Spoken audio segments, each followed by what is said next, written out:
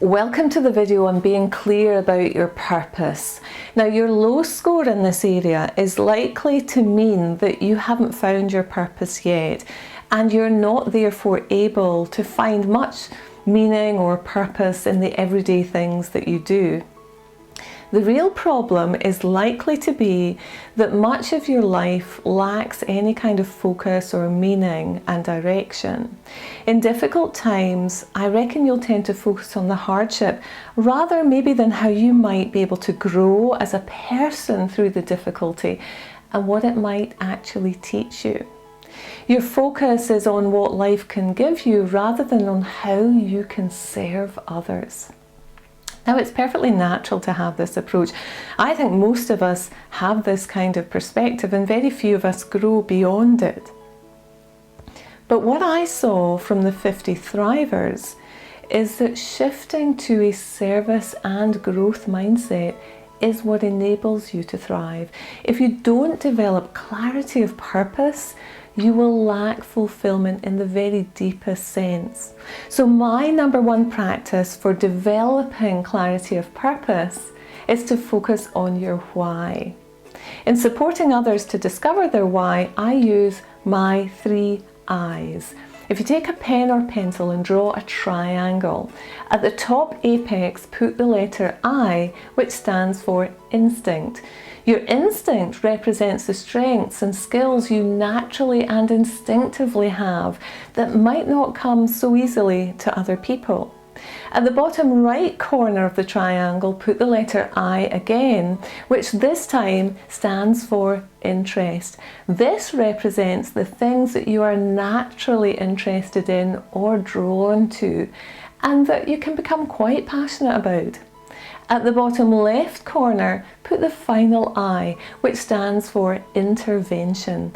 The question is, how can you take your natural strengths and skills, coupled with your interests, and use them to serve other people's needs?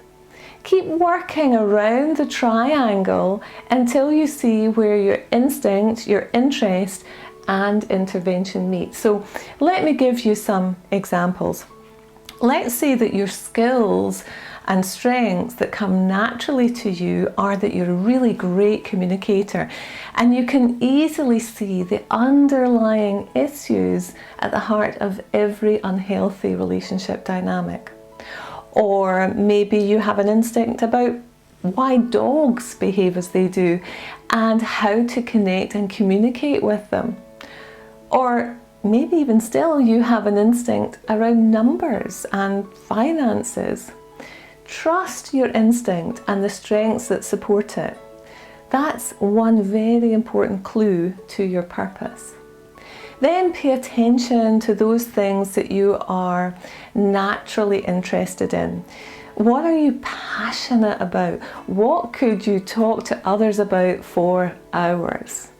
Maybe, you're passionate about human behaviour, about what makes people tick or how and why they create drama in their lives. Or perhaps your passion is to be surrounded by dogs and notice how they interact and what messages they're giving to each other and what they're hearing from their human owners. Or again, you might be passionate about watching the stock market or how currencies respond to economic uncertainty. The final stage is to look at how your instinct and your interests might meet other people's needs. And this is where your experience or your background will also help.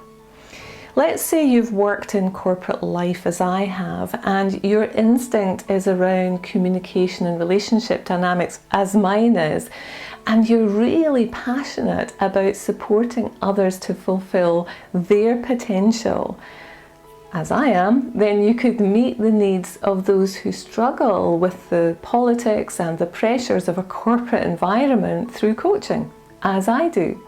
Your instinct and interest around dogs could support the needs of dog owners for well-behaved pets, especially if they're, say, rescue dogs who have an unknown history. Now, draw your own triangle and become more and more specific as you go around the triangle about your instinct, your interests, and the interventions that they might serve until you begin to see a link between the three. Remember, we can't thrive unless we make the choice to do the one thing that takes us closer to living the life we want.